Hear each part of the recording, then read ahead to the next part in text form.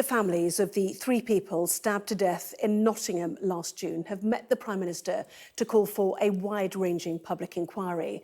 The parents and relatives of Barnaby Webber, Grace O'Malley Kumar and Ian Coates also met the Labour leader, the Home Secretary and the Justice Secretary in Westminster.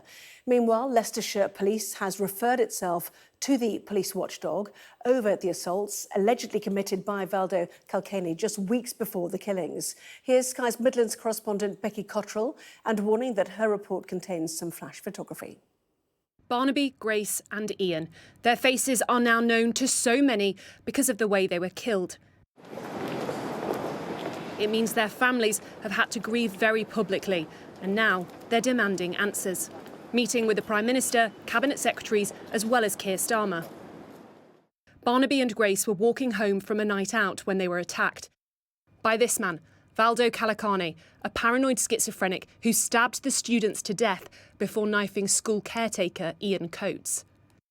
Calocane said voices in his head told him to do it, but why was he free to kill despite an outstanding arrest warrant, a history of assaults and multiple stays in a psychiatric hospital? There will now be a special review of the NHS trust that treated him. But the families of Calocane's victims want more. The Prime Minister told them he wouldn't be launching a public inquiry, but hasn't ruled one out.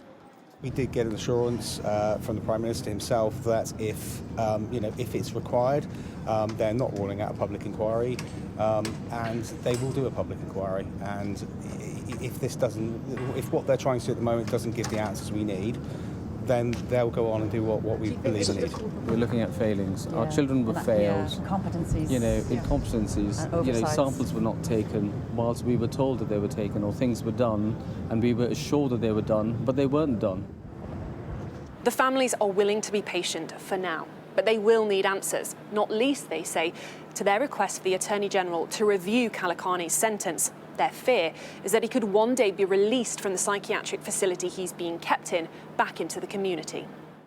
The man they describe as a monster had a history of not taking his medication. He thought he was being controlled by MI5 and mental health services, who are now under scrutiny. In a statement, Nottinghamshire Healthcare said, "We welcome external inspections as they are important to helping us learn and continually improve our services, giving us independent insight to highlight areas for development so that the experience for those who use our services is improved. We look forward to working with the Care Quality Commission and NHS England, and we undertake to swiftly implement any recommendations." Recommendations that will, of course, come too late to save Emma and David Webber's son. Our lives have been shattered. It's a catastrophic, life-changing event. And how do you even begin to unpick and find your way forward, especially when it's so high profile, when you can't look at newspapers or the news for weeks because your son is on the front? And horrible stories coming out about the perpetrator and just the viciousness, and it's so difficult. Nothing can ever bring back Barney, Grace or Ian, but accountability is vital to bring some kind of closure to those who love them so much. Becky Cottrell, Sky News.